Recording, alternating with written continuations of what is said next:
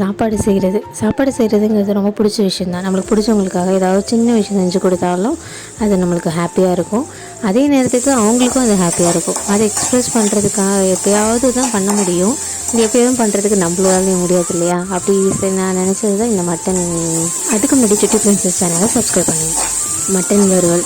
இந்த மட்டன் வறுவல் எங்கள் அம்மா வெங்காயம், தக்காளி, பச்சை மிளகா இது எல்லாமே போட்டு அதில் கொஞ்சோண்டு மிளகாத்தூள், அப்புறம் கறி வெந்த தண்ணி, கொஞ்சோண்டு தண்ணி ஊற்றி நல்லா கொதிக்க வச்சு, அப்புறம் பாதி வெந்த கறியை அதில் போட்டு கொஞ்சம் தேங்காய் சாந்து ஊற்றி இறக்கிடுவாங்க. எங்கள் அத்தை வெங்காயம் தக்காளி போட்டு கொஞ்சோண்டு தண்ணி ஊற்றி அதுக்கப்புறம் மிளகாத்தூள், உப்பு போட்டு கறி போட்டு நல்லா சுருட்டி தேங்காய் போடாமல் இறக்கிடுவாங்க. ரெண்டுமே டேஸ்ட்டு பக்கவாக இருக்குங்க. நான் 2 பேருமே மாதிரியுமே ட்ரை பண்ணி பார்த்துருக்கேன். ஆனால் எனக்கு 2 பேர் மாதிரி அப்படியே டேஸ்ட் வந்தது கிடையாது. எனக்குன்னு தனியாக ஒரு டேஸ்ட் வந்துருக்கு. உங்களுக்கு இது மாதிரி எக்ஸ்பீரியன்ஸ் ஏதாவது இருந்தால் கண்டிப்பாக என்கிட்ட ஷேர் பண்ணுங்கள். நன்றி, வணக்கம்.